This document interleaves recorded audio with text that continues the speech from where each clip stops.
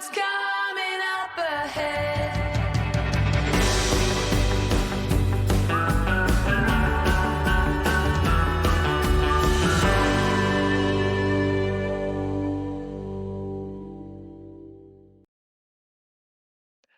Welcome to the CEO Sisters Road Trip. I'm Liz, and I'm sitting here with my beautiful sister, Sarah, and we're your co-pilots to help you flourish in your business and in your life. And every week we will share relatable stories, strategic advice, and a whole lot of laughs. We will also help you tackle the real challenges in your business, which are finance and marketing and vision and team. So get ready to make the next right turn and have some fun. We have our road snacks and our coffee, and we're ready to go. We do have our coffee. Let's go. All right.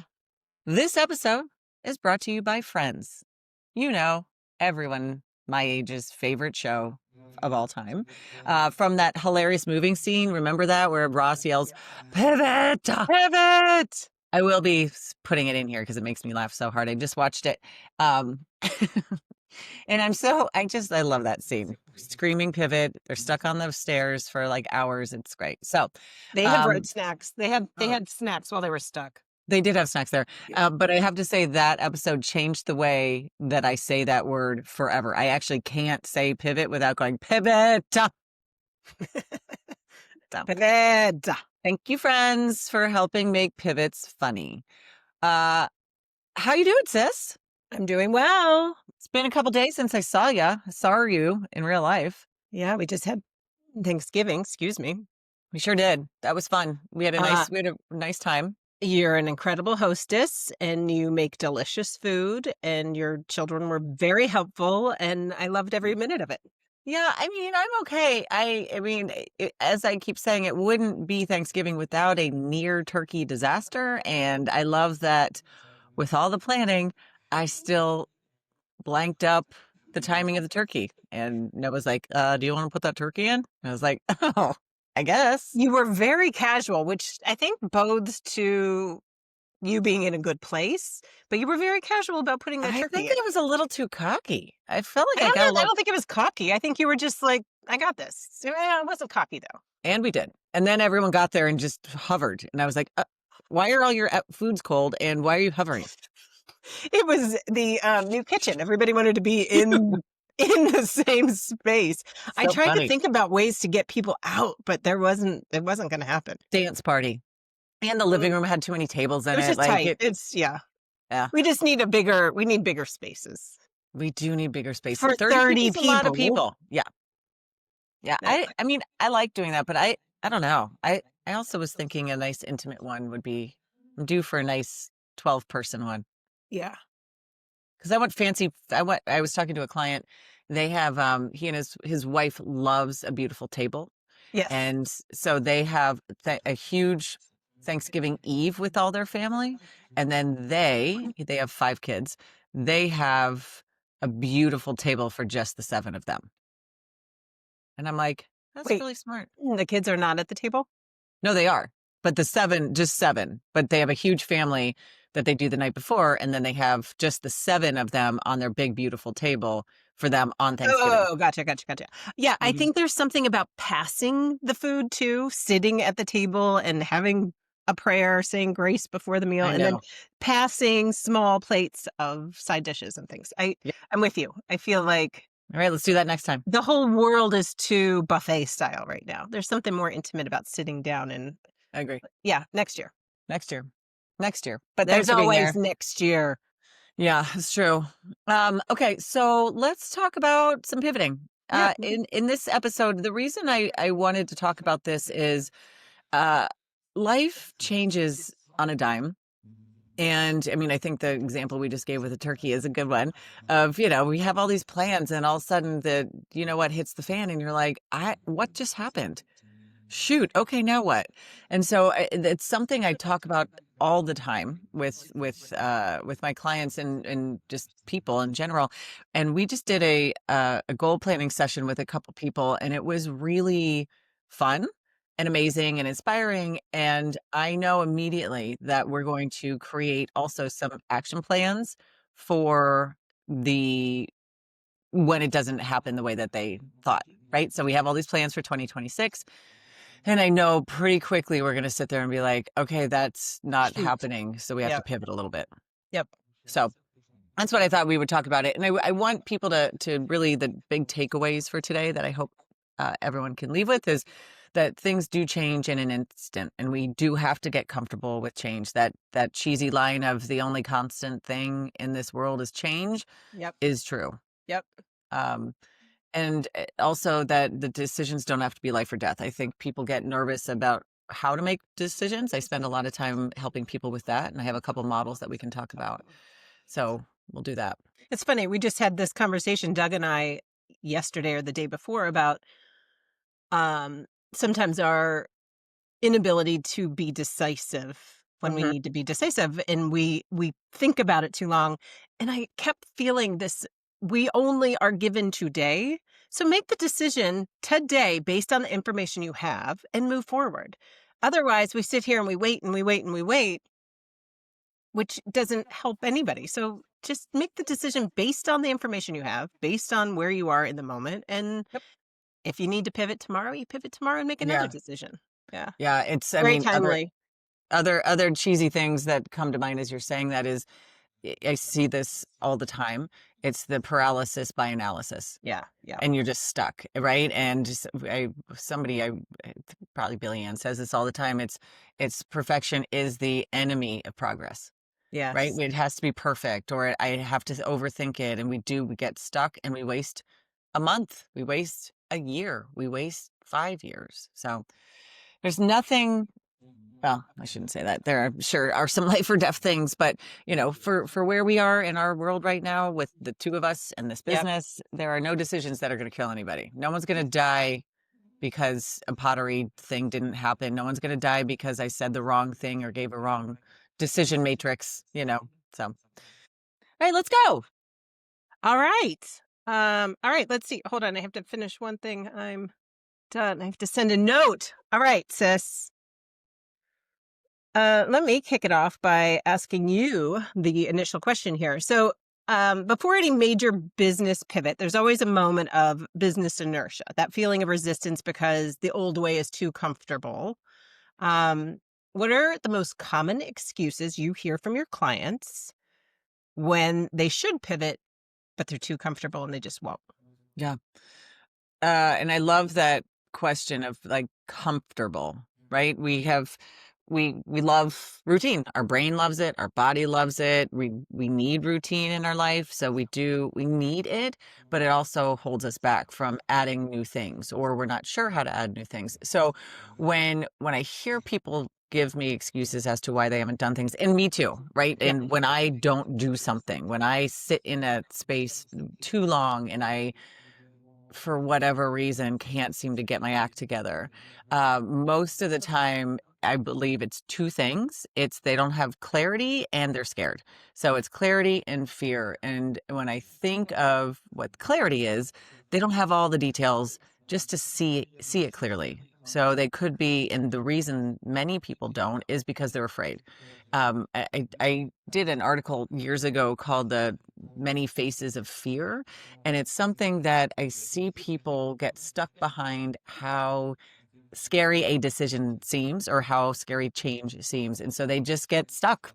And I find that when we unpack the fear a little bit and we can walk and say, what is the worst thing that could happen if you do this? What Yep. is the next worst thing that could happen? And then what? And then what? We used to do this with the kids when they were afraid to do something. I'd say, well, what's the worst thing that could happen? And they would say whatever it was. And I said, and then what would happen? Well, right. And you keep asking that Digging. Yep. question. Yep.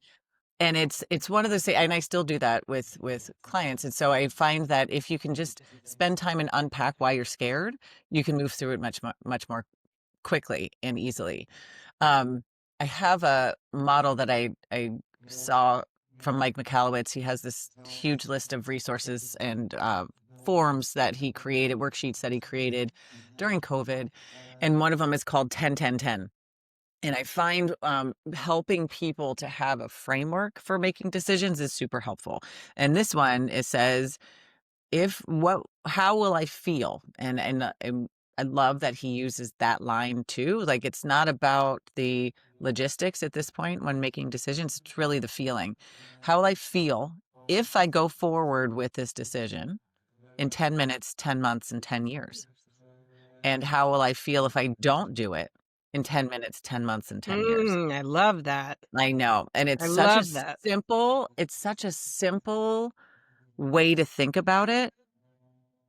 And then you really quickly realize that I'm just scared of the next 10 minutes. That's it. Hmm. And this is scary because in the next 10 minutes, I'm going to have to fire somebody. And if I fire them, I'm going to feel terrible. And But then in in 10 10 months, months, when that person's eh, no longer here and we're moving forward, how will I feel then? I will feel great. I will feel really In good. 10 years, I won't even remember. Yes. Amen. Oh, yeah. Right? It's usually the immediate that causes us that initial fear. Yeah. Yeah. Yeah. Yeah.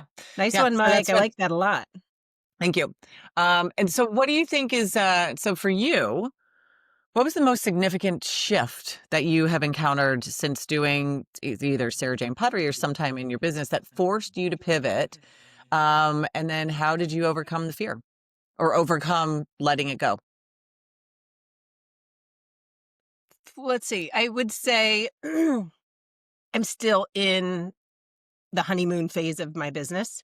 So I haven't gotten too comfortable. Am I frozen? Yeah. I haven't gotten too comfortable with any one single process or processes. Um, and I haven't gotten too scared of making any decisions. So I feel like I'm still in that phase where I'm gathering information and Nice. trying to make informed decisions based on the information I gather from my various experiences. One example from this past year, 2025, would be the uh, fall season. I had a couple of shows, and after the shows realized that my sales were down 25% compared to spring market shows.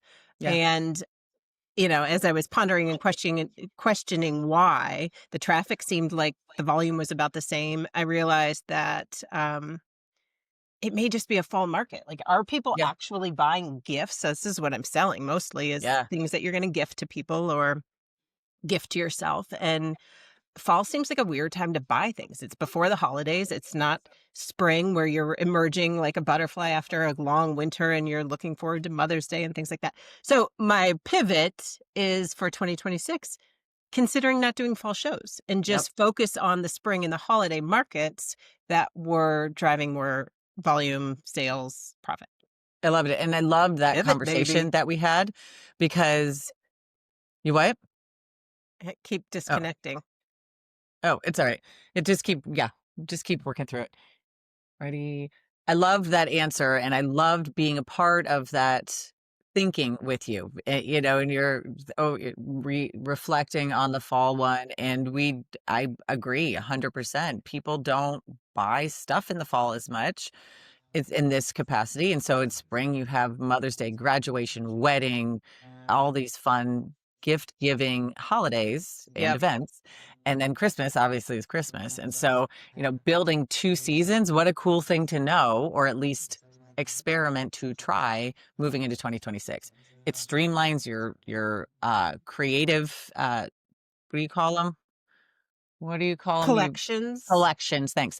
It streamlines your collections, it streamlines your vision. So when watching you create stuff, like when you're in and dialed in, like you're on it. And so being able to just do that twice, whew, I think it's great. Good job. Good pivot. Okay. Another question for you. Innovation Yes. often comes from a pivot that's not necessarily a reaction to a crisis, but Right. pivots kind of come from subtle market shifts or subtle experiences. If we were to talk about post-pandemic impact, what innovative pivot have you seen clients make that you'd recommend to other business Yeah. owners? I've talked about this one a lot this week, actually, and I think it's because we're doing goal setting and things with people. The Since the pandemic, so 2020 through 22 was stunning to watch, and I've said this so much over the years. Like, I had such a cool seat watching businesses all over the country, but then all over the world deal with the pandemic. And it was awesome. I was it felt really positive, and I am surrounded by very creative, scrappy, smart, almost fearless business owners. And so it was cool to be able to sit there and, talk to somebody in Europe and talk to someone in Central America and then talk to all these people in the US and see things and watch them pivot. What I've seen since that time, sort of what we learned is we can go in, right? We can figure out new tech, we can make it work online, we can make this, this business stick even while we can't go outside. What has happened since then is everyone says, hey, I do like and miss humans. And Yes. so the shifting, the things that I've seen that people pivoted after that is they went out more. They did a lot more networking in person, things that they got away from because they were sort of like, I don't like it. I want my clients to be all over the country. I'm a virtual fill in the blank. I can work with anyone from anywhere. And so they stopped networking locally. And it's good pros and cons of that, obviously. But what was fun is watching people go back outside. And I remember distinctly this conversation with a woman named Tara. And we're having this, she's sharing how she just did a networking event. And she's like, I forgot how much I love talking to somebody and have them going, oh my gosh. And I'm nodding my head like, oh my gosh. I can't, tell me more. Tell me more. She goes, we do so much marketing and advertising and speaking into the void that we don't see if people are resonating with what we're saying in real time. And she goes, that was so amazing for me to feel and be like, oh my God, I am on the right track. Yes. This does make sense and resonate with people. So that was one of them, is going sort of back to old school networking. And also, sounds so crazy, this is what we talked about. I think I talked about it 3 times this week. Paper. Oh, do tell. Mhm. I love a Going good pad back of to paper. sending not a ton of stuff, but the important things, talking about it with 3 different people this week, of the idea of notebooks and filling a paper notebook where they can see their story, whether it's financial story, whether it's their sales story, being able to see it in a paper binder with, 3-ring binder that we send, my clients will send stuff to them every month. What is interesting about that is A, it's super old school, but Mhm. B, our computer life, people brag about how many screens they have all the time. And Mm-mm. I have 3, right? I have 3 screens and I can't find anything sometimes. I'm like, oh my gosh, what did I call that? Where is it? My naming it feels messy and oftentimes overwhelming. And so those are 2 of my favorite pivots, is sort of back to old school networking and back to old school, connecting through paper. So Yes. fun. I It's love that's so interesting, sis. I have been feeling this pull toward exactly that. Like, I it. cannot wait to get through this season, the end of this holiday season, and go inward and do a Yeah. little planning for the next year, Yeah. and and simplifying it. I feel like I have an app for everything, but I don't even remember where I put that idea. I have a Yep. folder for everything, but oh gosh, where's that inspiration that I had? Yes, just to streamline it into, maybe it's a spring notebook for creative Yep. ideas, whatever it is, I can get behind that 100%. And Yeah. I have to imagine so many of us are struggling with just the overwhelm of technology. Yeah. Yeah. And and we need it, right? And I'm psyched. I love AI. I love all the things this amazing computer can do. I mean, look what we get to do with podcasts. Like, so Yes. great. But I also have 3 notebooks right there. And I love writing, and I will always be a paper pen gal. I love markers. I love doodling, like all of that stuff. So it's just been interesting to see it on a bigger scale as well. Yep. With your clients. Okay. So next question I have for you is, sometimes business crisis feels like a personal crisis. Um, and it's like the sudden loss of a client. I talk about this a lot. The sudden, something happened with a manufacturer, or a thing that you always order, like this is your glaze, this is your vendor, these are the things, and they're gone. Or this year, the tariffs have made that item almost out of reach financially, right? Yep. You'd have to Yep. immediately increase your prices, and it's just like, it's a big deal. Um, so there are other times where you say, should I just shut it down? right? What do I do? So, do you have any advice, sis, that has helped you to correct something when you're pivoting, um, instead of maybe giving up? I'm going to say the support system I have. Navigating issues like that with somebody and the banter. Is that where we are? Yeah. Uh, Hold on. Start over. Ready? um, Sometimes a major crisis feels like a personal crisis and you're not sure where to go, right? And we have these conversations like, this vendor went away, this tariff has taken over, I lost my biggest client. What's your best advice, favorite thing to do when you sit there like, I don't know, can I navigate this or do I just throw in the towel? And you're still new, like you said, you're in the honeymoon phase, but yeah. is there, how do you process a big thing like that where you're like, this could end it all? I don't know what to do. What's your Yeah. process? I would say for me, it's my sister support system. Working as a sole business owner, I can bounce things off of my husband or my sister or sister slash business coach. Um, but I find it's difficult to really process on my own a lot. So for Yeah. me, having a crisis moment means I'm saving it for our morning call to hash it out with you and go through the whys, the whos, the whats, the wheres, the whens, and just coming up with a game plan based on those changes, um, with somebody else. Yep. I personally, I need to have some banter and some dialogue to deal with situations like that. Usually I feel like they're it's a more of an emotional piece to it where, Mhm. um, yeah, I was thinking too is the loss of a client or dealing with an issue where somebody's not happy with something and it can be a blow to you as an artist or probably Yeah. any business owner. You take it personally and navigating that with you often helps me to realize like, okay, let's just level set this. It's not that big of a deal and I've done nothing wrong. They may not just not like the way things were done. So having a support system, Yep. um, somebody to navigate through the highs and lows of business has been incredibly helpful. I love it. I love it. Awesome. Thank you. Yep. Uh, okay. Let's talk about some mom guilt. Okay. We've all experienced a little mom guilt, Yeah. especially as women business owners.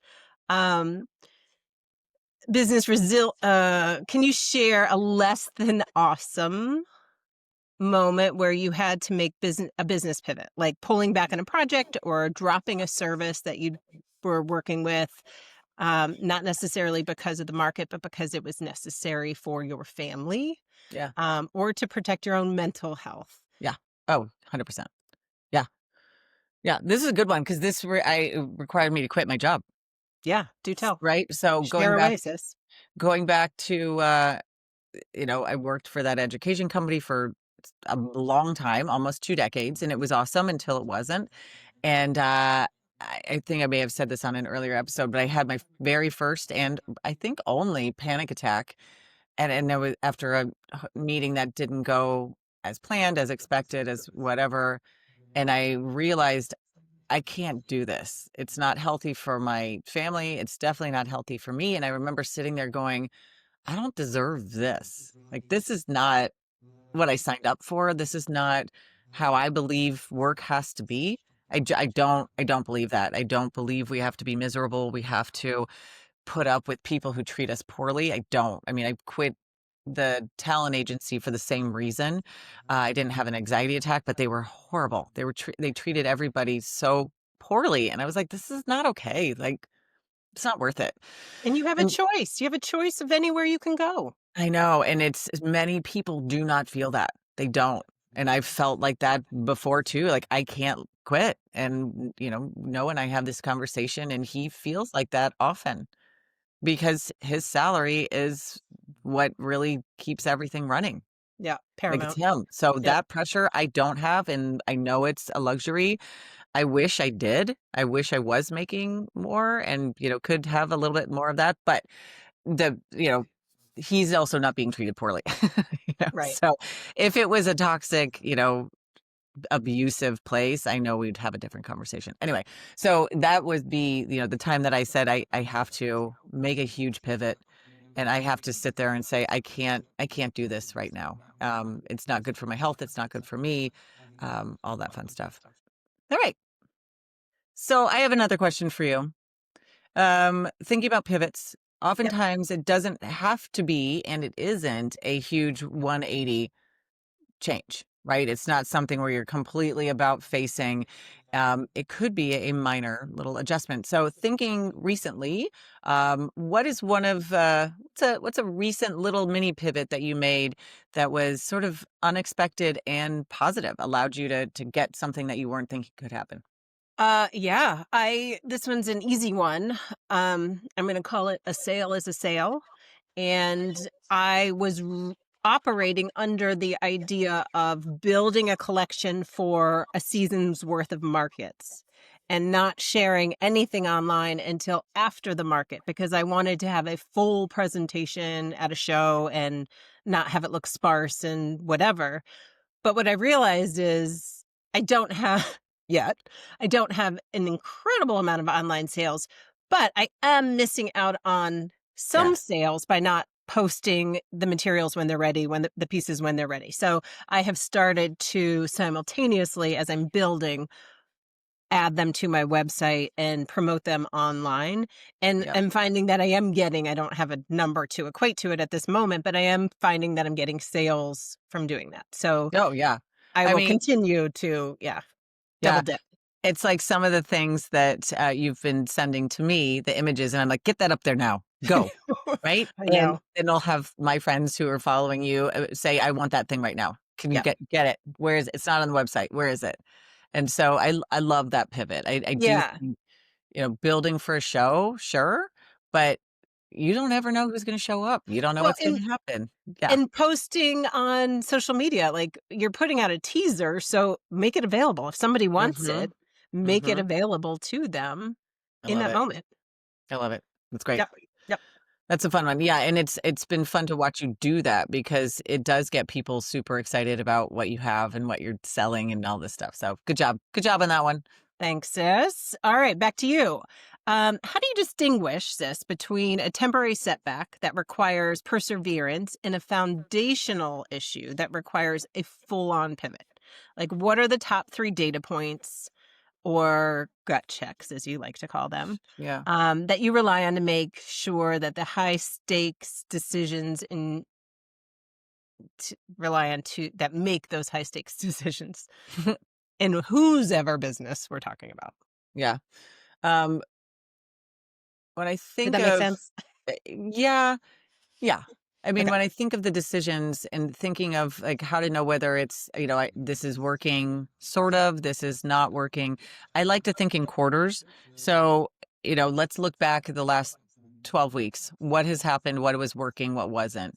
So it's sort of the 12-week review and then say, all right, what are our key data points? And so we call, KPIs, key performance indicators. What are the key performance indicators? For most people, it's revenue.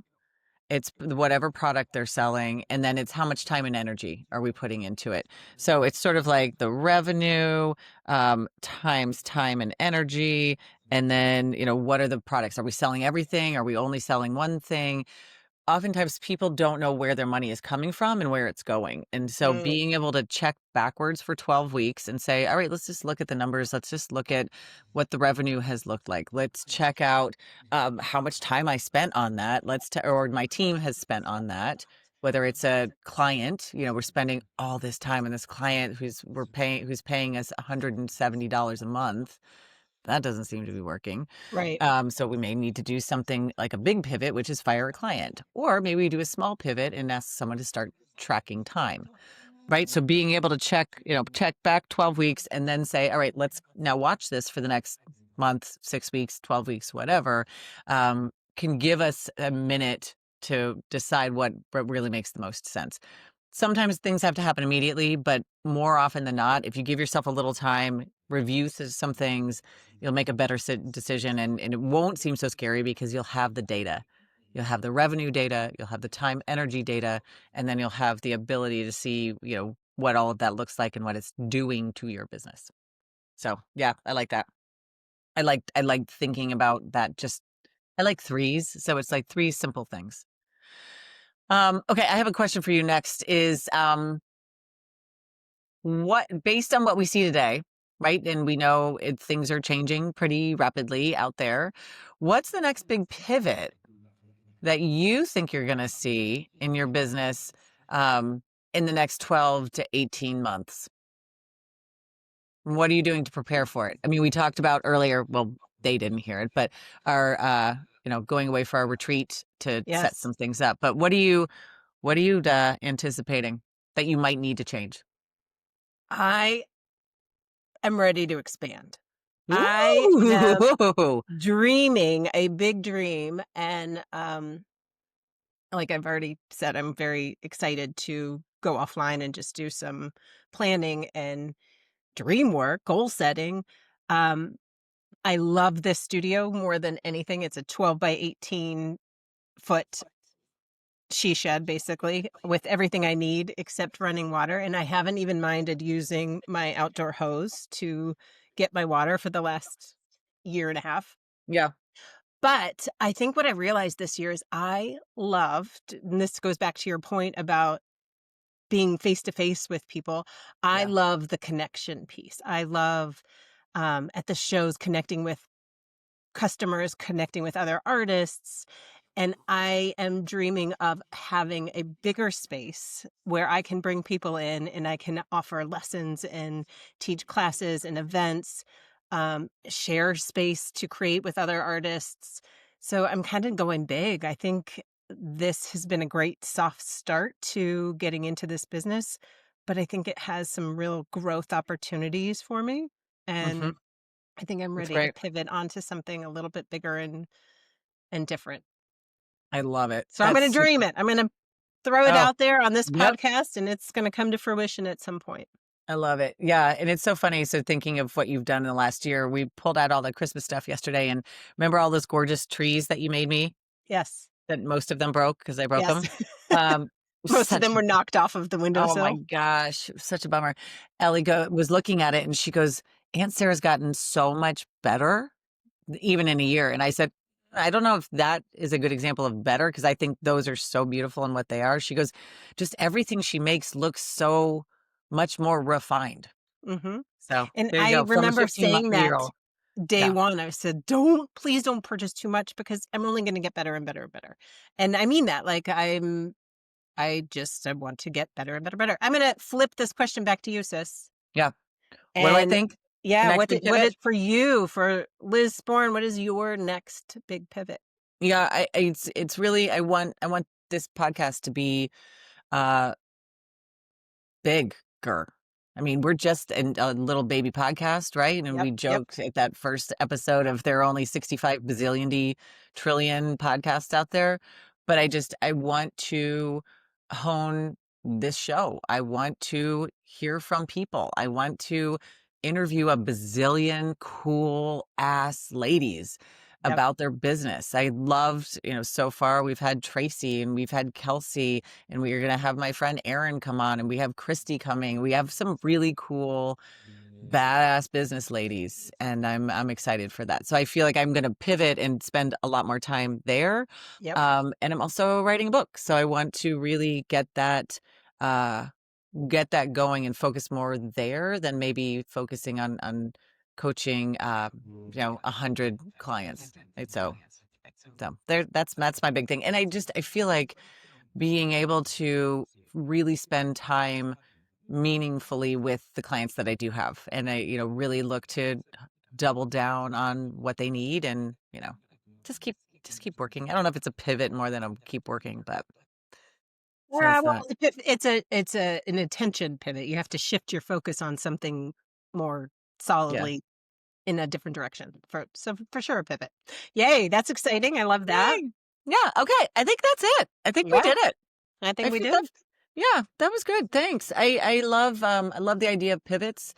You know, everybody out there listening, you just know that there are very few decisions that will really alter or ruin your life. And I feel that if you can just keep thinking, what is holding you back? What is making this so scary? What is the worst thing that could happen? Just think through that and you'll have such a better time making a decision. Um, I have some takeaways from this episode. Do you have some? I do. I do. Yeah. You go Get ahead. You share. What? you No, you you share go. yours first. All right, fine. So my big takeaways are that one that I just Yep. said, really think through what is the worst that could happen and then what happens. And then what? And then you'll get to the point, well, actually nothing. I think it'll be okay. Okay. There could be money involved. I'm not saying these are light decisions. People could lose Sure. jobs. Like I'm not saying that, but just being able to see where the fear comes from. My other one is how you talked about you have Doug, you have me. When you're in a pivot point, it doesn't oftentimes we know, right? Use the gut check, use your gut and say, this doesn't feel right. But sometimes when you're like, I just don't know what to do, find a board of directors, your board of directors. So for you, it's Doug and it's me. And if dad was still here, it would definitely be dad. But for, and for me, it's the same thing. I have you, I have Doug, and then I have my work colleagues as well. So having a board of directors or some trusted advisors is super helpful. So that's my I big love takeaway. I love the board of directors. Yeah. Makes me want to get like a pin for you to wear. Correct. Yeah, exactly. Correct. Yeah. Or a nameplate for your desk. Mm-hmm. I'm going to go back to the 10, 10, and 10. I think Yeah. that is just a really easy way for me to see how to analyze whether something help you make that decision, whether it's really going to matter or what it's how I'm going to feel in that 10 minutes, 10 months, or 10 years. So I love Yeah. that one. Thank you for sharing that. And Yeah. then the other one's always just the data points, like going back and looking at when in doubt, take some of your data information, revenue, sales, things like that to help you analyze whether it's working or whether it's Yeah. not working. Yeah. It doesn't have to be so complicated and emotional sometimes. It's just looking at the facts and saying, you know what, this isn't working. No big deal. Let's just turn around and try something different. And that actually, I don't think we spent enough time talking about that. No big deal. It's okay to pivot. I guess that's like if we could leave with that thought, it's Yes. okay to pivot. It is normal. It doesn't mean you failed. It doesn't mean it's over. It doesn't mean it's ruined. You just sort of go, oh, I'll try this now. We have Yeah. to take the path. Yeah. We tried it. It didn't work as well as we had hoped. So let's try something else. No big deal. Yep. I I love mean, it. we say that in all other areas of our lives. Why would that not apply to our business world? Correct. Correct. All Very right, good. everybody. Yes. Thank you. Thank you, everybody, for listening. Thank you for being here. I just appreciate everyone being here. I have the utmost respect, admiration, and appreciation for all of you business owners and just all you people who support business owners. Thank you for that. And as always, your business matters and it really matters to us. So thank you for listening, and we'll see you next time. Talk to you soon. Bye. Bye-bye. What's coming up ahead?